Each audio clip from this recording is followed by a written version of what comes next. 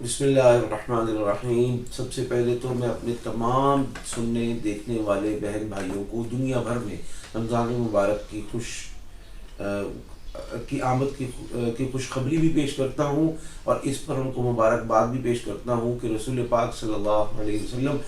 جس مہینے کی 2 مہینے پہلے تمنا کیا کرتے تھے، دعا کیا کرتے تھے، اللہ سے مہلت مانگا کرتے تھے، اللہ پاک نے ہمیں دکھا دیا ہے۔ یہ خصوصی اسی کا کرم ہے، اسی کا فضل ہے، اسی کا احسان ہے کہ اس نے اپنے محبوب کی امت میں، خاتم النبیین امام الانبیاء کی امت میں پیدا فرمایا۔ اب رمضان کا چاند ہم دیکھنے جا رہے ہیں، اور چاند اب تھوڑی سی دیر کے بعد، تھوڑے سے دن کے بعد نظر آنے والا ہے۔ اس چاند کو دیکھنے کے وقت اگر ہم نے یہ دعا پڑھ لی دیکھنے کے وقت، یا دیکھ نہیں سکے لیکن ہمیں اطلاع مل گئی، سوشل میڈیا سے اطلاع مل گئی، وربل اور زبانی اطلاع مل گئی، ہم نے ٹی وی پر دیکھا، تو اس کے بعد آج کے دن یہ عمل کر لیں تو انشاءاللہ سارا رمضان ہمارے لیے برکتوں کا، ہمارے لیے رحمتوں کا، ہمارے لیے مغفرتوں کا، ہمارے لیے آگ سے نجات کا، عافیت کا، جنت کے حقدار ہونے کا، اور ساتھ کے ساتھ عزت کا، تکریم کا، برکت کا، ترقی کا، دشمنوں سے نجات، حفاظت، تحفظ، دفاع کا، اور اپنے گھر میں محبت، سلوک، چاشنی، اور اپنے سسرال میں عافیت کا ہوگا، شوہر کی اس محبت کا ہوگا جو آج سے پہلے کبھی سوچی بھی نہیں۔ لوگوں کے بارے میں سنا ہے کہ یہ محبت، لیکن اس محبت کو سن کر ہم ترستے ہیں، احساس کمتری کا شکار ہوتے ہیں، اور ہماری آنکھوں میں آنسو آ جاتے ہیں کہ کیا ایسے بھی لوگ ہوتے ہیں جو اتنی محبت کرتے ہیں؟ کیا ایسا بھی شوہر ہوتا ہے جو اتنی محبت کرتا ہے؟ اور ماں کی آنکھوں میں آنسو آ جاتے ہیں، کیا ایسی بھی اولاد ہے جو ماں سے ٹوٹ کر، باپ سے ٹوٹ کر اتنی محبت کرتے ہیں؟ اور اولاد کے دل میں وہ خواہش، تمنا، طلب، تڑپ پیدا ہوتی ہے کہ کاش کہ میرے ماں باپ بھی مجھ سے اتنی محبت یا میری بات پر اتنے کان دھرتے۔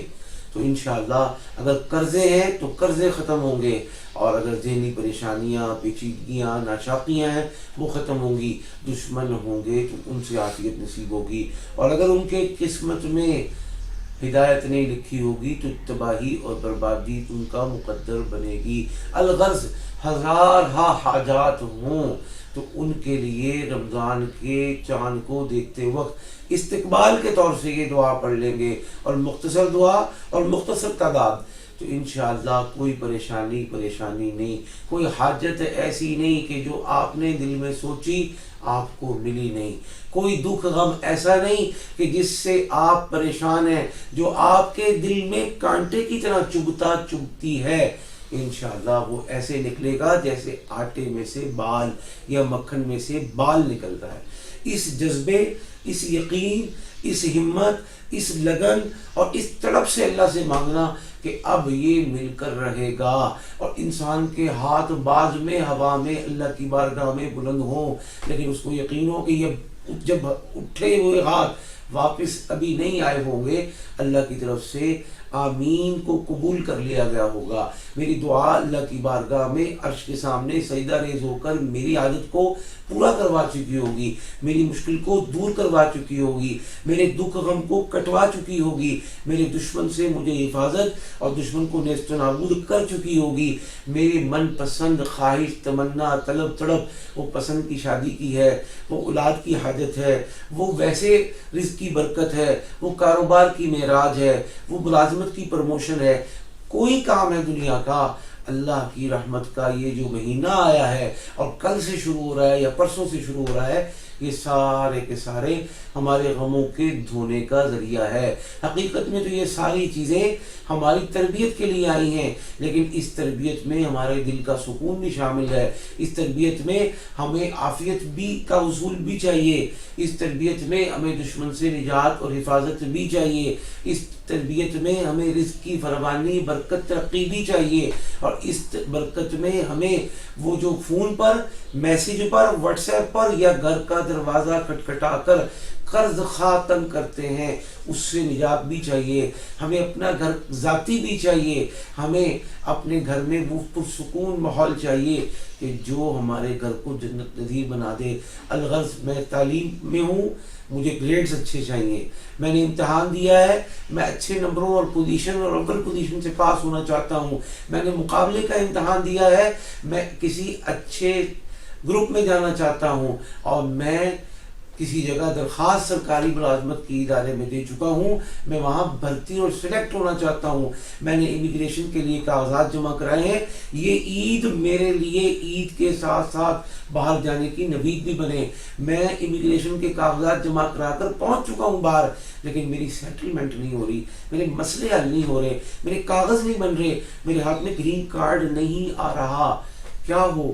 کہ میں یہ سب کچھ حاصل کر لوں۔ آج آپ کی خدمت میں ایسی دعا پیش کریں گے، اللہ پاک مسائل کو حل فرما دیں گے، تمام خوشیوں کو آپ کی جھولی میں ڈال دیں گے، تمام غموں کو آپ کی سراؤنڈنگ اور ارد گرد سے اور آپ کے دل دماغ سے نکال کے ہمیشہ کے لیے قبرستان میں دفن فرما دیں گے۔ الغرض جو سوچا اللہ کے حکم سے ملے گا، جو مانگا وہ ملے گا، جس سے عافیت چاہیے اللہ کے حکم سے عافیت ملے گی۔ شرط کیا ہے؟ شرط یہ ہے کہ دل کو کینہ سے، دل کو بغض سے، دل کو حسد سے، دل کو لوگوں کی برائی سے پاک کر لیں، اور اس سارے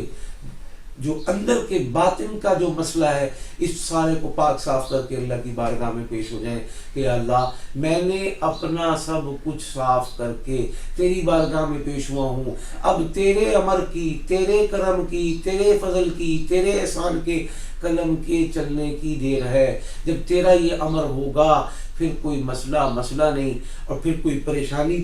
نہیں، پھر کوئی دکھ نہیں، پھر کوئی غم نہیں، کیونکہ جب تو ساتھ ہوگا، تیری رحمت ساتھ ہوگی، تیری رحمت سایہ فگن ہوگی، تو پھر سارے مسئلے حل ہو جائیں گے۔ اس یقین کے ساتھ اس وظیفے کو کرنا ہے، اس دعا کو پڑھنا ہے، اللہ پاک آسانی فرمائیں گے۔ میں آپ کی